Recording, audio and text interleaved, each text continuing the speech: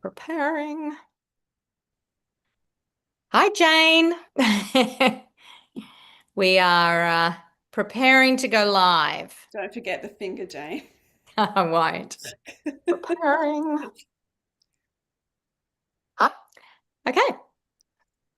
Good evening, everyone. Welcome to Book Queen's March Live.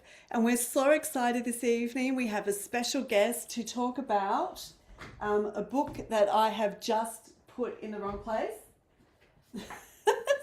Sorry about that, guys. We're talking about Sophie Green's wonderful book, Lessons in Love at the Seaside Salon. You know how these long titles get to me, but we are so excited to be speaking to her. Sophie Green is an author and publisher, and she's also worked as a literary agent. Her heartwarming and best-selling novels include The Bellbird River Country Choir and Art Hour at the Duchess Hotel. Now, we know some of you are already familiar with Sophie's books, and you've been telling us how excited you are to speak to her tonight. But some of you, Lessons in Love has been your first taste of Sophie's writing, so I'm sure that you have lots of questions and comments to make. So please do make the comments. We will be reading them out to Sophie to answer as we go along. So please welcome Sophie. Yay! Thank you, Belinda. Thank you, Yeah. Jane. I'm thrilled that you're on. I think I know how popular your books are with readers and certainly within our group because Book Queens really focuses on historicals and contemporaries. And I know you've got such a varied kind of mix of things that you juggle as well in your life. So tell us a little bit about your background, where you grew up. I loved the 80s setting in this book. So Belinda and I were like, I wonder where she grew up. Oh, maybe she, yeah. So anyway, tell us a little bit about your background. I grew up in the suburb I'm sitting in now, which is Mossman in Sydney, but Wow, okay. my grandparents lived on the Central Coast, or the Costa Centrale, as I like to call it sometimes. So they moved to the Central Coast in the 80s. And so Mm. I was a kid, and we would go and visit, and they lived in Baddo Bay, which at the time was pretty quiet. It's now really well developed. I remember when the Bay Village Shopping Centre opened, it's called something else now, but Terrigal was the place where we would go to the beach. So I also grew up going to the beach. There's a harbour beach in Mossman called Balmoral, and so I learned to swim there. And my parents, my mother in particular, would take me and my brother there a lot. And then we would go to Palm Beach, and then we would go on beach holidays. So going Mm. to the beach was a thing, which meant that Batteau Bay Beach didn't quite cut it. So we would have to go to Terrigal Beach because Batteau Bay wasn't picturesque enough for my mother. So we went to Terrigal. And so I just have all these memories of rocketing around Terrigal. There's shops that were there, and running up the Skillion with my brother, and fish and chips, and all that sort of thing. And because we saw my grandparents a lot, so yeah, Terrigal was just like this very familiar, great place. And I had long wanted to set a novel on the Central Coast, but actually had been told no by my publisher. So the time I wrote Sunshine Garden, Weekends with the Sunshine Mm. Gardening Society, that's when I wanted to set one on the Central Coast, was told no. So I went to the Sunshine Coast for that. And then this time around, I was allowed. So Uh, Central it, Coast. it's cool because it reminds me of growing up in Ballina too. There's that sort of like edge to it. Yeah. Can I ask what your publisher had against the Central Coast? Too close to Sydney. Oh, okay. At the time they were like, "Oh no, try and not have things so close to Sydney," which is funny because this year's novel is set where I live. So, so I think there is this. I kept saying I'm going to run out of places that you Mm. approve of for me to set these things. So I'm going to have But to. what is wrong with close to Sydney? It's not a fantasy No, I location think it's or because the first novel was set in the Northern Territory, and so I was sort of doing different locations. Shelley Bay, the second novel, was actually set in Sydney, but we fudged the name, so that was set in Manly. But Manly is Mm. a really hard word to work into a title, yeah. and make it viable. So That's we had funny. to change it, and we made it Shelley Bay. Yeah. So there was that sort of thing where they had all been either well outside Sydney or then Bellbird River was made up, and that's near Tamworth. Mm. So Yeah, I think it was that. Just some thinking that maybe it should be a little further distant. It's never Mm, really explained. Let's put it that It way. is really interesting, and it's funny. I think it is true. There's so many things that when you live in a city, you just assume.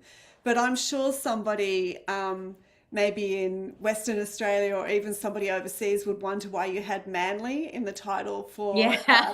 fiction. It just we tried so many ways to make that work, and it just You wasn't working. didn't go So with fresh water or didn't go with ladies swimming club, I think was what it was. It was uh, like no, Yeah. no, that's not going to work. So just didn't yeah, work. Well, yeah. before we get too much further into the book, what we've really loved to know is the two major hats that you wear, and they are major hats, one as a publisher Mhm, and one as a writer. And normally those things are considered quite conflicting mhm. things to have. So tell us a little bit about how you ended up becoming a publisher, how you ended up writing, which came first, or did they both come together? And how do you actually juggle those two different Mm. roles? Well, it depends how much time you want me to spend talking about all of this, because I think and also an important strand of that is my country music writing. So I actually started writing about country music more than before I started writing fiction in earnest. I'll do the potted history. I was a bookseller while I was at university. Oh, okay. I was a bookseller for 5 years, and then I lived in Canada. I lived in Vancouver for a year, and I was a children's bookseller. And while I was a children's bookseller, I was also volunteering at a radio station. That's when I started writing about music and interviewing musicians. And so then I came back to Australia, and I had a law degree, but I didn't want to practice.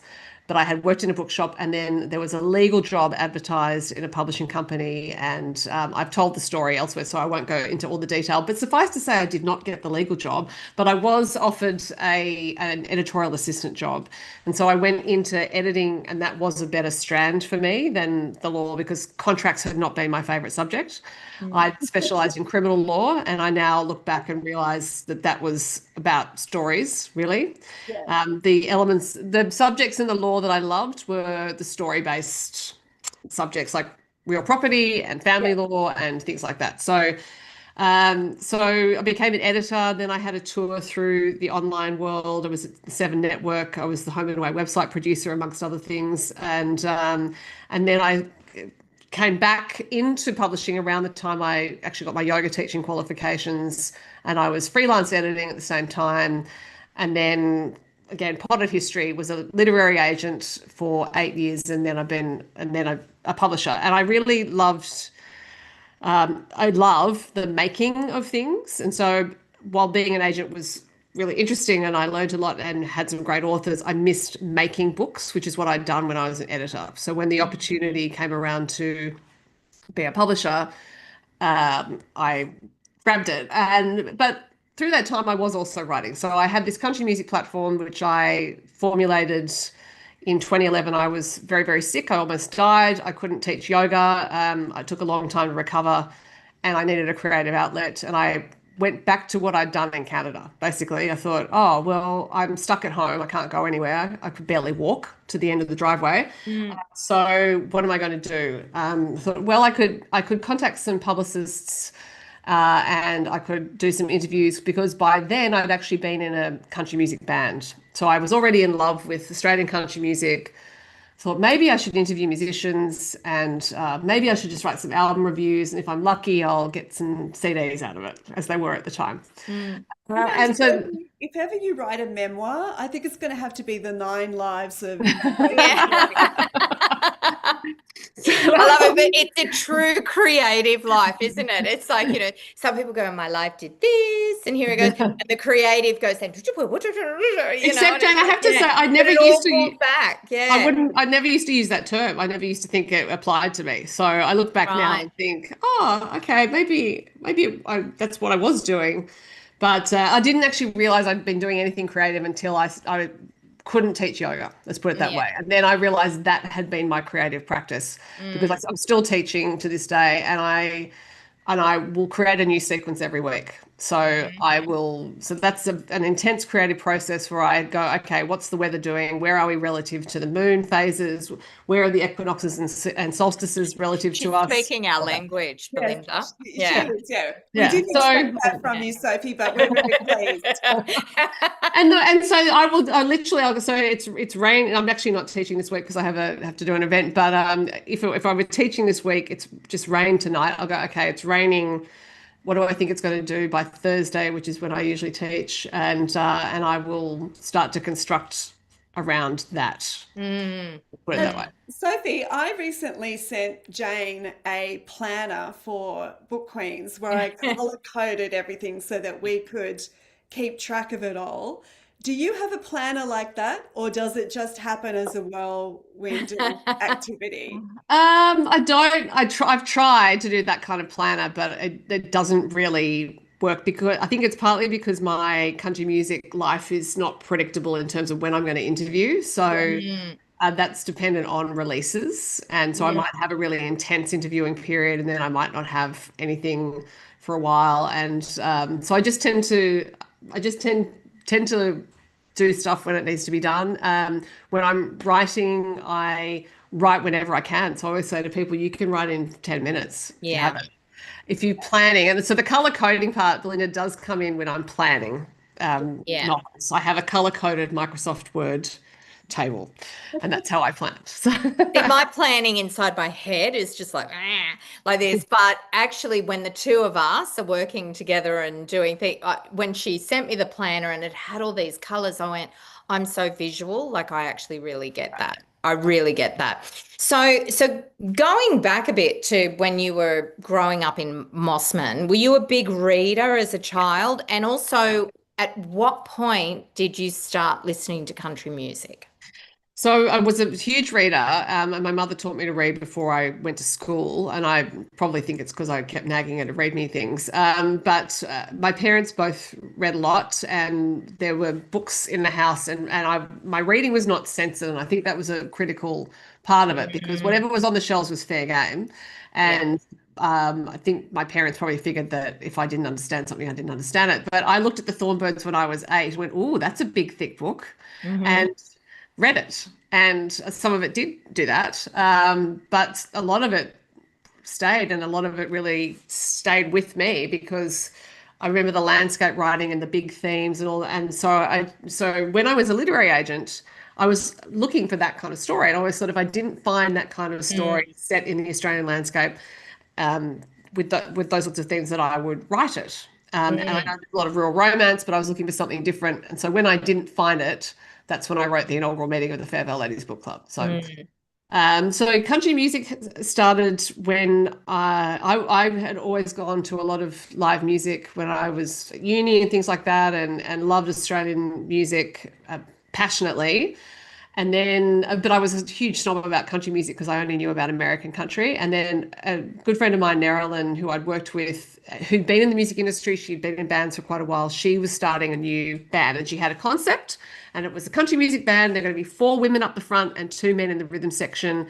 And all the women were going to wear wigs and cowboy boots and cowboy hats. And she was looking for a backup singer slash percussionist slash dancer. Now, I do play some instruments, but I that wasn't you, a right. percussionist. And I Yeah. just said, well, and I was quite offended because she made me audition. And I thought, don't you know me well enough by now? But so I had to audition to be the backup singer, and she let me in. And then we were rehearsing, and I was thinking, oh yeah, this country music's interesting. And but for me, the real gateway drug to Australian country music was a song called Lazy Bones by Becky Cole. And Becky remains to this day one of my favorite country music artists. In fact, I'm interviewing her on Friday. Mm, And she is an incredibly clever songwriter and performer. If you ever see her live, she's one of the funniest people you ever meet. And I just remember thinking, oh, this is really intriguing the way she's, it was again a writing thing. The mm, way she's written this is so interesting. And if you go and listen to the song, she almost swears, and then but she doesn't. Your brain goes to the swear word, but she never actually says it. And she has had this whole bit in her live show for years. She hasn't done it for a while, but it used to end up being like this 20-minute extended remix thing where she would tell a story about a woman. It was based on a true story, a woman who used to think she was terrible because she almost swore in that song. And so, but it's this very clever play on words. And so then I love that song. And then the band played at Tamworth. Mm. And having been to a lot of music festivals and things like that, Tamworth just was incredibly mind-opening and joyous and creatively rich, and it always is. Every time I go, the standard of music is really high. It's just this great atmosphere, and it's all Australian stories. And as I realised at a certain point, Tamworth is the largest Australian storytelling festival for Australian storytellers Yeah. out of Yeah. anything else that happens. Uh, it is, yeah, bigger than any writers' festival. It's bigger than any other music festival, and it's Mm. Australians. Amazing. Mm. This might be a good point to ask some of our members, are they country music fans? Mm. And do we have anyone that lives in Tamworth tuning in tonight?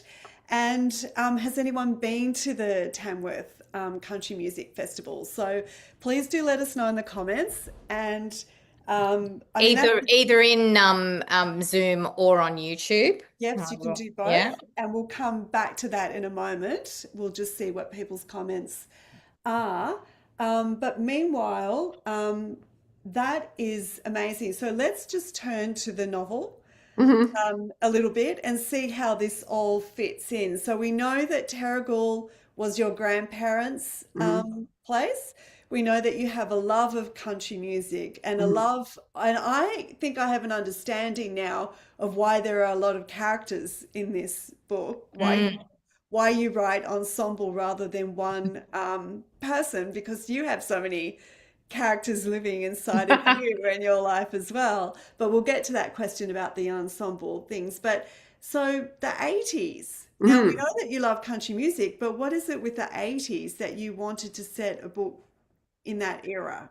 Well, I was actually not going to write a book for last year. I was going to take a year off. In fact, I'd passed the point where I would have had to start a manuscript for publication last year when I had this idea for. I've been looking at these videos by an American comedian called Casey Dressler, and she has this series called Hot Look Salon. It's on TikTok, it's on YouTube, it's on Instagram, Facebook, I think. And Hot Look Salon is set in the 1980s.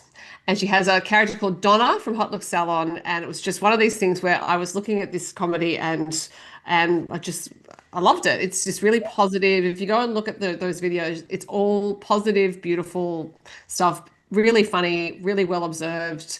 Casey does all the characters. And it was Donna from Hot Look Salon who was in my head when I was thinking, would I write a novel? And then I just went, oh, hairdressing salon in the 1980s set on the Central Coast. Yeah, Yeah. It's just fantastic. so Look at you. okay, so all right, that's what I'm Yeah, going to do. And actually, it was the phrase. So Donna has this thing where, because in the 80s, of course, there was hairspray, people could still smoke in salons. And the line that really did it for me, and the reason why Trudy, who's the salon owner, smokes, is because Donna has this thing where she goes, honey, cigarette down, when she's holding up the hairspray can. And I'm like, oh my God, that was so evocative. Just that simple. So in terms of Casey's writing, yes, so Yeah. clever to just use the prop of the spray can and then say, honey, cigarette down. It Mm. implied so much and Mm. painted a whole picture. And I just yeah, thought, oh my God, that's right. People would have been smoking in salons. I And my mum know. used to Mm. take me to used to take me and my brother when he was old enough to a hairdressing salon when she went. And she would say to us, sit there and be quiet. Yeah, Oh, And yes. so we were Yeah. sitting there observing, or I was probably reading, but the two of us would be observing everything that went on. So I spent a bit of my childhood sitting in a hairdressing salon, watching for years. yeah. And Yeah, I think, Watching women, you yeah. know?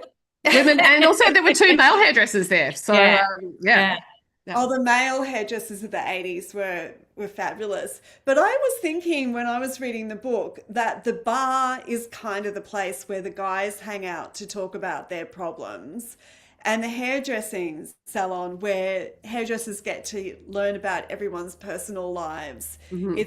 It's a great location for the center of story about women's lives. And actually, we skipped over a question we really wanted to ask you about the genre that you write in. So, Mhm. Lessons in Love, what Mm. sort of genre would you describe it as? Oh, it's definitely women's fiction. It's not romance fiction at all. And I made that clear because I have written romance under a different name. It's not available anymore, but this is definitely not that because romance novels have to follow a certain structure, and mine did not do that. But I was interested in the idea of love stories, and that's also just how it came to me. So when I was this novel came out in a rush, and I made the notes in about 10 minutes. And it came out as these four different love stories. I thought, okay, that's what it is.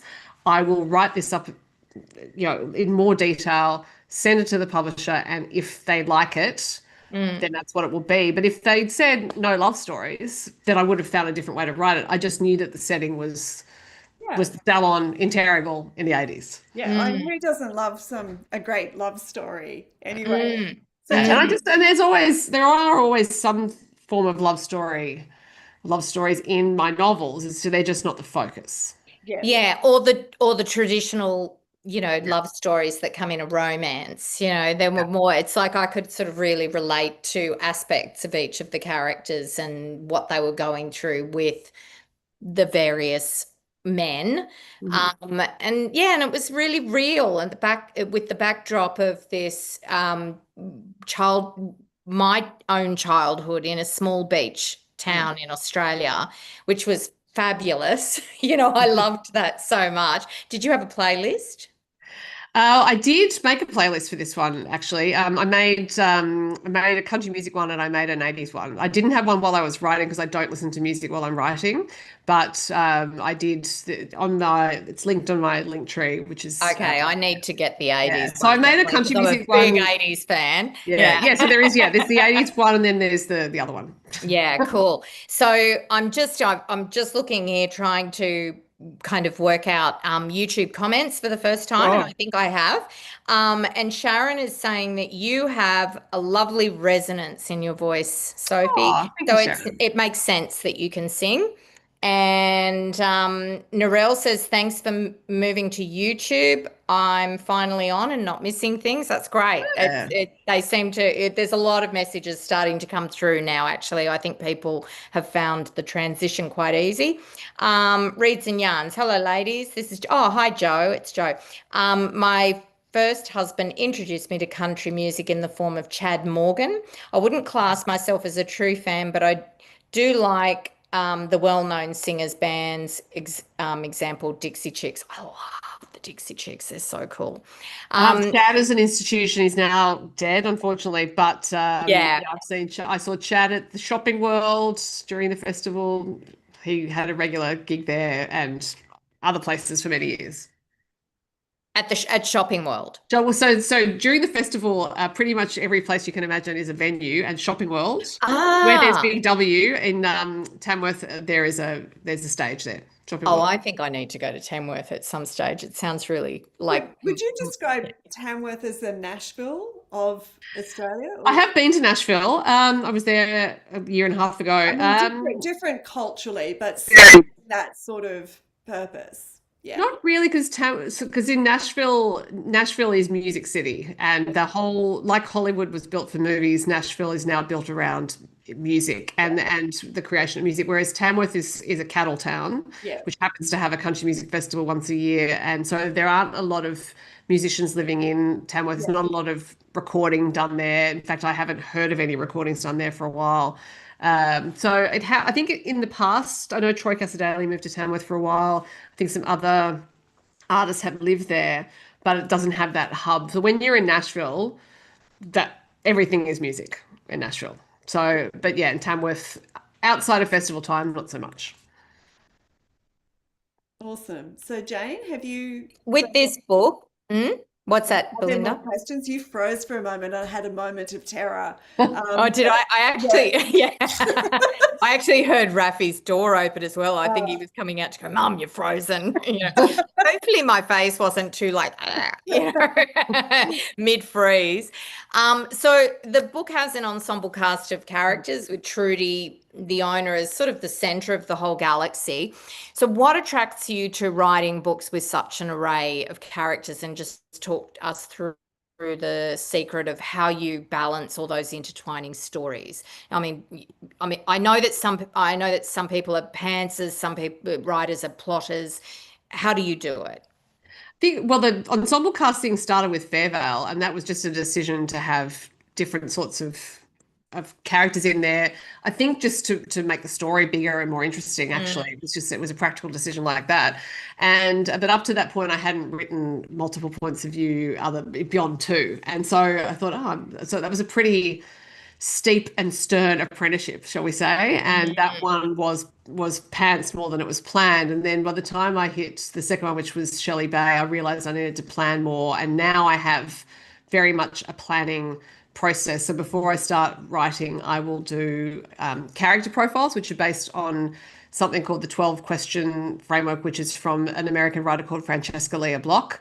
And I got that out of her writing memoir, The Thorn Necklace. And Francesca tends to write single point of view. So the framework is for that. So there are some questions about setting for the novel and things that I don't repeat every time I do it for each character, but each character will have that planning process. And while I'm answering those questions, I will make other notes about that character. So I need to know when they were born.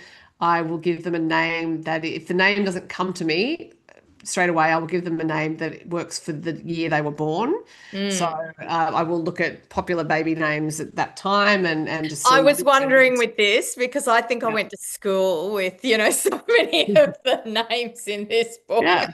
So it's because it's got to work. It Oh, can't. there's a Jane in it too. Yeah. Yeah.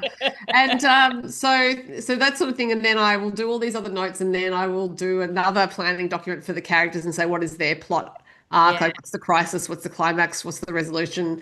And most of it's about their emotional arc, not about the actual storyline. And then I will start to plan what I call the grid, which is my color-coded Microsoft Word document, landscape orientation, one color per character. And that way I can actually keep track of the flow of points of view. And I also need to keep track of where the characters are appearing in each other's stories. And I will plan before I start writing, I'll plan like 10 to 15 chapters, but that will change almost immediately. So I will start writing and I might get 2 to 3 chapters in and I will think, oh, well, that doesn't work anymore. So then I will have to spend a bit of time rearranging that. And so that's a process. So I'll work ahead a little bit and then tweak as I go until I reach the end, basically. Has that been influenced by your time working in TV? No, because I wasn't actually in TV. The Seven Network, I was a website producer and writer, and yeah. So no, that was just something that it just came to me as a good thing to do. I can't even remember when I decided I was going to color code a table, but I do remember thinking I have to have a system here, particularly because I do write around a full-time job. So all that planning means that if I only have 10 minutes, I can use that 10 minutes because I'm already in the story. I'm not going to spend the time thinking about what's going to happen next. So it's like, oh, okay, that's right. That's the chapter today. All right, boom, let's go. Because I've let my brain, I always do this about it, like I let it marinate at the back of my head. Yeah. So the story's kind of marinating there when I'm not writing it. And then when I'm ready to access it, and I think this comes to a meditation practice, as you two might appreciate. And that comes out of many, many years practicing yoga. I used to not think meditation was for me, and now I think it is absolutely key to being able to gear change between everything and actually make that decision to just, well, and also yoga, because that decision of being on the mat, just go, right, this is where I am now, this is what I'm doing. Yeah. And also teaching yoga where I had to be incredibly present with everything. So all of that's kind of like training. Yeah. So tell us a little bit so our members can understand and relate it to your publishing and your writing in particular, but also the rest of your life. When you talk about gear change, what's your actual practice? Because I was thinking the publishers I know are usually exhausted by the end of the day because they have very demanding jobs with a Big lot job, of things a lot of coming. reading Yeah, after and a hours. lot of different things coming, and they work like all the time. They're always reading. So what is your process for switching from one task to another? Because in a lot of people's brains, that switching from one Mm, thing to another actually exhausts their brain. They can't manage it. Hmm. Um, the brain gets overloaded from, Hmm. and they call that the switch cost, which I think many of us have heard of. So, what does your meditation practice actually look like in changing between those different things that you do? Well, I think it's all everything's training. I've been in training since I was a child, basically, and that's physical training as well. So I have the only time I couldn't exercise regularly was when I was recovering from being very sick. And even then, I remember as I was heading into hospital, not knowing if I was coming out alive, thinking, you wondered what you've been in training for, and this is it. And mm, so that was just that sense of I always training physically, always training the mind, and that the meditation is that training of the mind to be able to eliminate distraction, clear out the dross, so that for me it always comes down to the decision. It's like I decide I'm writing now, that's it. I mm, decide I'm doing whatever it is now. That's it. That doesn't mean that I don't actually think about the day job, for example, or worry about things. So mm, it's not me saying, "Oh, I'm so perfect. Like I don't worry. Everything is great." No, no. I will lie awake sometimes at night worrying about the day job, mm, but I'm much better now at just saying you can expend this energy on that if you wish, but it's futile. So mm, you may as well direct it towards something else and just harness it and use it for that. So it's not so much a conscious gear change, more that I just think, well, that's what I'm doing now. So when we finish doing this tonight, I will be I will be preparing a country music interview for publication tomorrow. So I will mm, be making the assets in Canva. I will edit the video. I will edit the audio. I will do all the things, and that's just me going, right, that's what I'm doing now. mm. And I think it's just also making sure I do things that I'm interested in, but also for me, it's about offering something else. You know, Mm, I want to offer that interview because it's that artist is great. I want people to know mm, about them. I want to be writing these novels because I believe in the story, but also I believe in that connection with the reader. mm. So I think it's probably a roundabout way of saying it, but I do think it's just that everything is training. And as I've been fond of saying recently, it's not yoga perfection, it's yoga practice, Mm, not yoga completion. It's always practice. And so I always mm. just think I'm always in training and I just want things to keep getting sharper and sharper because life's so interesting. There is a So many things sharpness to to it. do. And I think one of the great things our book queens, know that Belinda and I love to meditate as well. But that sharpness that you're talking about, I sort of experience it as taking something and placing that in front of myself, and that's the focus. Right. Yeah. And there is that ease and clarity to that, and then I can move the next thing, and that is the focus, and there is so yeah, so the sharpness to it. And Mm, Jane, as you know, that so the meditations I work with, I will sometimes practice pranayama and just have a meditation without any guidance. But because of the sort of work I do, I love to be led. And there's an mm, American yoga teacher called Jessica Snow, whose yep. meditations I love, and they're very imaginative.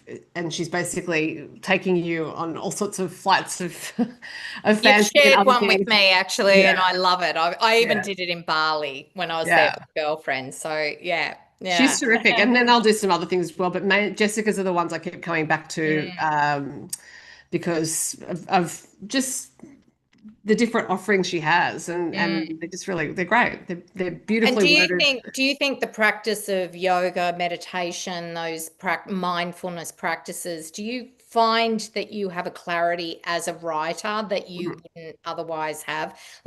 Do you believe that you're accessing something greater when you're just sort of tuning into that space and writing and being creative? Well, I do think the stories come from the ether, Mm, and the characters come from the ether. But I think where the practice has probably been most useful is training me to get out of my own way. yeah. Because and also when you especially when you start practicing yoga, but it can go on throughout practice. Ego can get in the way. So it's like, Mm, oh yeah, this is how I'm going to look, or this is how I'm going to feel, yeah. and Warrior one. Yeah. yeah, and there's just this constant reminder that things Yeah. change, and teaching is the same. Teaching is like jumping without a net, and so I often think that the teaching is probably more pertinent to the writing, which is that I learnt quite early on to just jump without a net because whatever sequence I plan for the class will not hold Mm. because it depends on who's there on the day and all sorts of things. And I might stop and decide to work on one little posture for 10 minutes and just interrogate it. But that's also what the writing process is like, is that, Yeah. as I said, I could plan everything I like, but it will change. And so I think that experience of accepting change when I'm teaching really helped me as a writer because I didn't get attached to that outline. I didn't think, oh, no, but I was going to do this and it has to be that. I just used to think, well, that's interesting. And I still think it. Something happens, writing Oh, away, yeah. and Character takes you that way instead of that's that way. interesting. Yeah. Yeah, Yeah. We Mm. yeah. might ask some of our members, are they yoga practices or meditation? Do our members do any activities like that? And also just we'll double check if there's any questions for Sophie as well. And while Jane's doing that, Sophie, I'll tell you about my Russian mother's practice for switching between tasks that I've been Yeah. practicing. She passed away 20 years ago, but as when I was a child, she always taught me that before we left the house, always be 5 minutes, uh, ready before you have to leave the house, so you're not rushing. Hmm. But you sit in a chair at the door and, well, the Russians pray, but she would say just sit there quietly and they pray for a safe journey Hmm. back because they've got bears and icicles and slippery roads to deal with and not everyone comes home. Gosh. But the KGB as well, you may not come home. So, but this year I've decided to use that practice. I have a chair near my front door, and before I leave the house, I do sit there and just think, what's my intention before I go out? How do I want to go out in the world? Do I want to go out rushed and tensed, or do I want to Mm. go out relaxed? But I've actually just started using that chair when I'm switching tasks because Ah. otherwise I find I'm also doing a lot. I'm writing, I'm doing, the marketing and book club, and then I do two different types of dancing and taking care of dad and everything. So everything gets a little busy. So I find that I go to that chair in between tasks and just spend a minute just thinking about the next thing that I'm going to do. Like that last thing, it's kind of over, and now I do this. And it really only Mm. takes me a minute, but it's amazing what a difference it makes. Because if I keep rushing, by the time I go to bed, I'm so wired up I can't sleep. But just taking that little pause between each task just to reset, I've Hmm. Mm. found has been so good for staying present with what I'm doing in front of me. So, Mm. Jane, did we get any fellow woo woo? Well, we do. I mean, Lauren here is like, love this. I wish I could switch off from my day job. But you don't, well, you only need to switch off from it once you're home, Lauren. It's like, yeah, to be sort of, I don't know what you do for your day job. It might be horrific. And wonder what it would have been like if she was in the story more. Hopefully, she saw how popular Sam was and was regretting her decision. Um, there's a couple of other comments here I can't quite get to. I'm not sure what that is. Anyway, we'll keep going. All right. So if anyone else has any questions, and certainly anyone on Zoom, pop them into the Zoom because I've got that chat up beside us as well. And all right, so before we came on, you were actually talking about social media. You run a lot, Sophie. You run a lot. Of social media. Yeah. Well, you just Yeah. run an empire of a life. Look, Jane, I Like, like to think so. and you've just explained how you do it, like, but you said to Belinda and I before we started the event, you said, and I had to learn blah blah blah. Mm. Yeah. Yeah.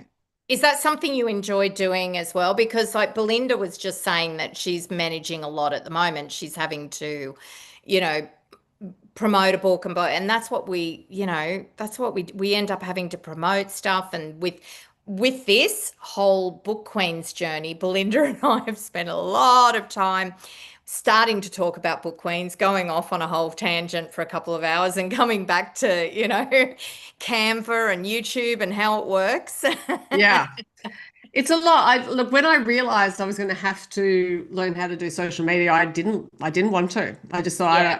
I don't have the skills. And it is, as a publisher, I've also said it to my colleagues several times. I said, we're expecting authors to know how to do social media, like just make things on social media. We also expect them to be good at it. I keep saying Yeah. this is a different skill set. This is something that people are actually getting diplomas and degrees in, and Mm, being comfortable on camera is actually not natural. It probably is for the digital natives, but it's not for those of us who yeah. didn't grow up with our lives on camera. You have to unlearn a lot of things to be comfortable on camera, and that's one piece of it. Then the other pieces of it are, yeah, how you actually make the video, edit the captions, all that kind of stuff. And so that's taken a lot to learn and keep learning. And so initially I was kind of resentful about it because I just thought, why do I have to do this? And then at a certain point I thought, oh well, it's just actually talking to readers. And so I Mm, don't spend a lot of time scrolling. I am not actually a consumer of much social media. I want to, back to my earlier point about I enjoy making things. I want to make something, put yeah. it there, and then I'll pretty much walk away.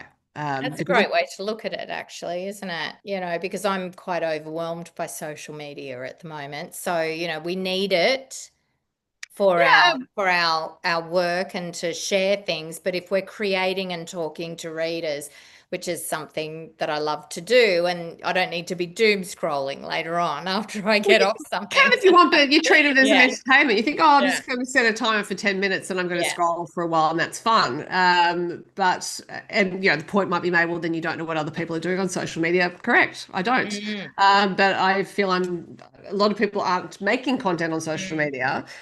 So I'll make some stuff and then I'll leave. And so mm, therefore, yes, as I said, I'm not spending inordinate amounts of time on social media, and that helps me have the time to actually make more things mm, put on social media.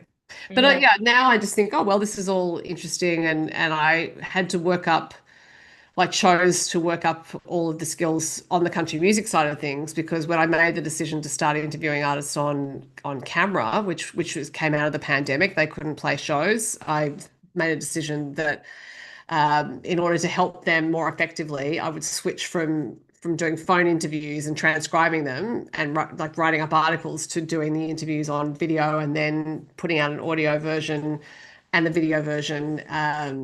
And that was kind of scary. I was like, I didn't know how to work Zoom and microphones, and I mm, had to do my research. And then eventually, it just becomes second nature. mm. And now I really enjoy it, and now the artists who didn't know what I looked like before because I was just talking to them on the phone, I they know me. So if I go to a show, they Yeah. know I'm there, and I can say hello to them. So yeah, Yeah. Mm, Now, Sophie, mm, you appear in my feed giving writing tips oh to yeah. mm. authors. And I wondered, like, why did you decide to do that? And also, do you find in teaching people these writing tips that it's helping reinforce them in you when you write your books? Well, no, not really, because I guess by the time they're out of my mouth in the video, I've already pretty clear on that thought. A lot of what I've been talking about on socials is more publishing. Well, the most recent series was more like the writing inspiration. That was the crossover with Mm, writing mindset. And I think I just started to do that because I thought, oh, I kept sort of writing down these things and maybe I should share them. And to be frank, partly it is I need to come up with some content. yeah. And I'm being frank about it because, yeah, the pressure is there for all of us as writers to have more stuff on socials. So I thought, well, if I'm coming up with these things, then I'll just make a video out of them. But I have a lot more on TikTok than I do on any of the meta platforms. Mm, So on TikTok, I often do more publishing, agenting related things, and I'm planning to do more of that because whenever I make a video on TikTok that starts with "There's a mistake that writers make," they're the most popular videos. wow. Mm, Yeah, mm, Don't yeah. do this. Actually, it might be an interesting question to ask our members. How do they discover books? Like, do they mm. discover books mainly on social media? Would they And find what books that they would platform? Yeah, what Mm, platform? And then also, or do you find them some other way through recommendations of friends or author talks at libraries? So do let us know because it'd be interesting to know if we're putting all this work into social media and it's mm, not the way that you actually discover mm. books as well. I So think, I mean, with doing socials, you do need to be authentic and be talking about something that you know about, and you're a great voice for that because that's your job. That's what you do every Mm. day. And so you get on and you're sharing this, and I can imagine that there and a are a crossover lot of from, people yeah, out there who are really interested in it. And particularly if anyone's watching this now and you're wanting to write or you're wanting more information about being a writer, go and look Sophie's socials up. Yeah, because she's good. got a whole series Yeah. on, what she looks for as a publisher and yeah, the Carol publishing Handel just process, put I a very guess. nice comment Yeah. on our page. She said she's discovered great reads on Book Queens. So we're There doing you our go. job. It does work. We're doing our job, Jane. So Yeah, that's I good. love that. Carol says, Sophie, you're so busy. Social media has a great purpose, but you need to be in control rather than controlled. That's exactly right. Yeah. That's what I tell my kids. Thank you. Yeah. And there's one from Narelle here. Pilates regularly, would love to also do some yoga. So I'll check out Jessica Snow. And Joe from Reads and Yarns says, I meditate every morning before I get out of bed with the insight timer. I love that. Oh, yeah. A lot of people love Insight Yeah. Timer. So, Yeah. Narelle, just Jessica Snow is meditation only, not yoga. Just, Yeah. yeah. Mm, I also have a yoga teacher in the United States, but I would not suggest her for someone who's just starting. Yeah. So mm, just returning to lessons in love, Mhm. the question I have for you is when you're writing, I mean, this is heartwarming women's fiction. mm, It's not tragedy that Mhm. you're writing. And as you said, it's really about feeling good. And that's what you want your readers to have a book that they feel good reading. But how do you manage that, knowing that the book is going to end happily? How do you, create surprises for your readers so that, you've written a number of books now.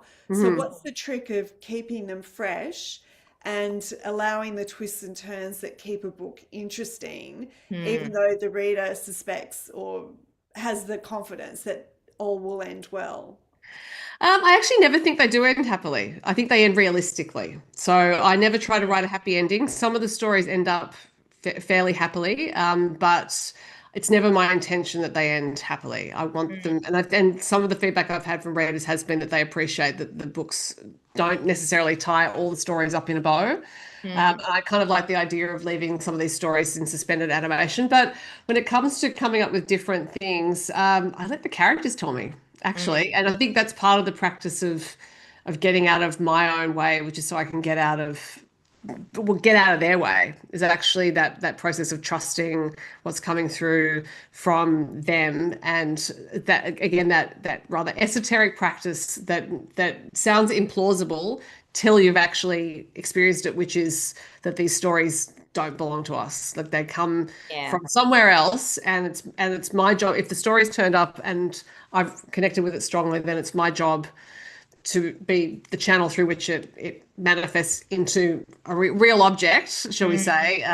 But and things can change. When I was writing Art Hour at the Duchess Hotel, that had started off as an idea in 2017, I think it was, and then just a really simple idea. And then I wrote, I think again, it was before the pandemic. I wrote about 25,000 words, I think, and it was really dark. It was a very heavy story, and then there was a tragedy at the start. mm, And then pandemic hit, and I thought, oh, I don't know that this version's ever going to be able to be completed. I think it's if it ever comes to light, I'm going to have to change it entirely.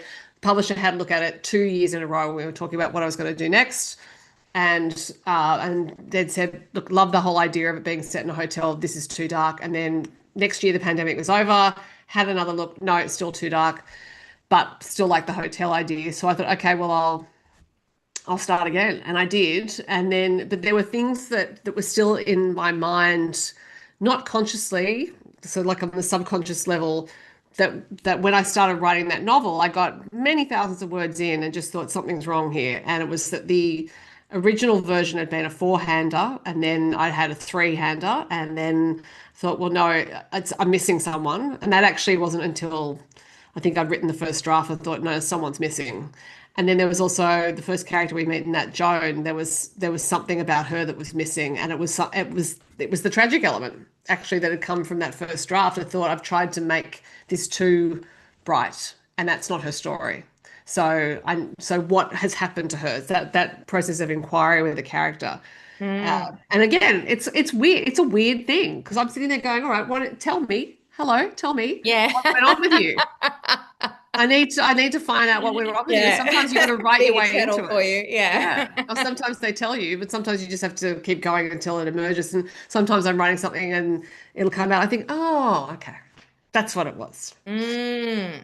So So that's can you where just clarify, you wrote the novel, I wrote 25,000 words in a very dark 25,000. version. Yeah. And then That was, I yeah. wrote a completely new draft, Yeah. got pretty much all the way through, I think, and then thought, no, there's something off here, Yeah. and I need another character. And there was already a character in there, and I just thought, okay. But with Bellbird River, I had four to start with, and then there was a fifth character who just kept barging her way into every scene she was in, and I thought, Yeah, all the right, barges. Yeah. you need a point of view too. Wow. Yeah. Now, What do you want? Yeah. Yeah. She wanted to be the star. Sophie, when you started, you said that you were going to take a rest before Lessons Mm. in Love. Mm. So we have to ask you, are you going to take a rest before your next novel, or are you already into it? And can you tell us a little bit about what it's about? Yeah, the copy edit's done actually. For Okay. it's about to go into proofreading, so it's called The Frock Shop, and it's got a slightly different structure. It is so still have some characters and narrative, but then interspersed through the story are actually what I've been calling frock stories. So it's about a charity shop in the suburb I live in, Mossman, and it was originally a boutique in the early 20th century. And there's been one woman, Daphne, who's been there the whole time. And so what I have the frock stories about is a piece of clothing. And then, so once I had identified the piece of clothing, then I would think, okay, well, what's the story of this piece of clothing? And then there are these basically vignettes about 700, 800 words long that are about the original owners of these pieces of clothing. So they're interspersed throughout the story, and I'm going to do so. I did some sketches for Sunshine Gardening and for Bellbird River, and I'm going to do them for this as well. Mm. Just been given my deadline for that, so that'll be my next thing to do. But yeah, so it's slightly different rhythm, and that was interesting as well. Thinking about where those stories should be placed in the narrative, and then how I should actually weave in references to those pieces of clothing in the main Mm. storyline. Mm. So, but yeah, it's been lovely writing about the area I know really well, and because it's a beautiful place where I live, I'm really lucky. And I just thought that because I grew up here and I can remember some shops that were around. There was not a frock shop, but the location of it is next to the Regal Milk Bar that used to be there that I used to go to as a kid, and across the road from Mossman High and things like that. Mm. So just thought, yeah, well, I'll set it here. It's where it made sense to set it. And then the inspiration for it was actually I was coming out of the Lifeline shop in a nearby suburb, and I can still remember the moment I thought of it. There's a woman who was in that Lifeline shop, and I'd seen her in another Lifeline shop nearby. And she's a real character. She's probably in her 80s, and she's like that. She is gussied up. Every time I see her, she's got the makeup on. She's got everything's taut and terrific and shiny, and she loves to style people who come into the shop. And I was walking out of that shop, and I thought, oh, how long she's been there, and then that's what started it. But then I Yeah. remembered that I had actually written some notes for a storyline about a boutique in the city a few years ago. Similar Mm. thing, like someone who'd been working there the whole time, and so and that this has happened a bit to me lately, where there are some storylines that actually I've written notes on years ago, and then I get an idea, and then I think, hang on a second, think I had something that might relate to that Mm, from a few years ago. So mm, then that'll come in. That sounds mm. wonderful. That sounds like a terrific story. Now, Carol just snuck in a question as we were ending Mm. up there about lessons in love. So she's such a good member. We will definitely ask it about what's your favorite character in the book? I never have a favorite, but I just said that Carol said what was the easiest voice to write. Well, the character who gets the first chapter in all of my books is the one who comes to me first. So this is Trudy Ruby. Yeah. in Lessons in Love at the Mm. Seaside Salon, and Trudy, because she was the chain smoking hairdresser, Yeah. and it's her salon. I think that Trudy pulled me through. So Trudy was in a sense the guide to who else was going to come through that story. And so I have Josie, who's a teenager, and for example, like Trudy was the one who led me to creating this character of Josie because I kept thinking, who else is meant to be here? Mm. And so yeah, I think Trudy was the easiest to write Mm. just because she was always there. I think Trudy was my hairdresser when I was in high school, Ballina High School. Dig it right Or down. someone very much like her. Oh, Joe from Reeds and Yarns says, yes, Sophie, I feel your book had relatable, realistic storylines and characters, but also had a feel-good aspect to it. Yeah. oh. Well, you've been a wonderful guest, Oh, Sophie. thanks for It's having me. been so good to chat. We know that you have those country music interviews to organise and To set go up. off to now, So place in front of you. we're not gonna, yeah, hold you Yeah. up there. But before we go, firstly, we have to wish Jay and Tara a happy birthday for Wednesday. Oh! Happy birthday to you. Happy birthday to Would you. you like to do a country music version of that? Oh, yeah. Well, no, because Bring it's been that a while on. since I've sung country music. What I usually do is the Marilyn Monroe version of Happy Birthday, Okay, but I would you don't Oh, I know like that Jay will that. want that. No, that's fine. Are you happy to do that Oh, for us? oh no, well, thank you very much, Belinda. I What you do on was Marilyn trying to Monroe? sneak it under the radar there, but No. Well, thank you everyone for joining us tonight on our first inaugural YouTube yeah, uh, live. And so next month we have Sue Williams, the Duke. So that will be April the 13th. So start reading, everyone.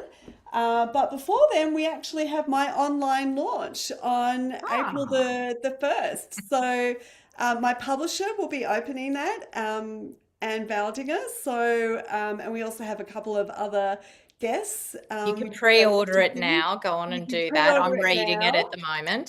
So Mm. Jane, you're enjoying it, which is I love good. it. It's great. Like, three men and Italy and the 1950s and glamour, and it's superb. So I So can't wait to share it with everyone. we'll be Yeah. posting the details on that on our Facebook page, Mm. but that will be on April the 1st. It's not a joke. It will actually be on Yeah. April the Yes, it will be released. It will 1st. be then. And Sophie, it's been awesome having a fellow, you know, person Meditator. who, meditator and, someone who's opened. I mean, Belinda and I are always like, and so it's lovely to hear about your creative process through that lens as well. It's really great. Well, thanks for asking me Um, questions about it. yeah. And we'll certainly looking forward to your next book. I know that everyone just keeps on, getting those books that you keep writing. I know you're going to take a break, but maybe not just yet, because we're enjoying them too much. I don't know when I'm taking a break. I think I'm about to start writing the next one. So we'll see. Yeah, yeah. I'm taking a break for a year, but hold on just 1 minute. Yeah, voices in my head. Yeah. Yeah. Yeah. That's pretty much how it goes. Yeah. Yeah. Well, thank you so much for coming Thank on. you. Well, Thank so you what I don't going. know, Jane, Yeah. is so where am I meant to leave or are you going to shut down I'm the going to shut YouTube? it all Shut it down. down. Yeah. It's no offense, but we will all go home We're to all going to disappear. all going Yeah. to disappear together. The magic vanishing act. So take care, everyone, and we'll see you.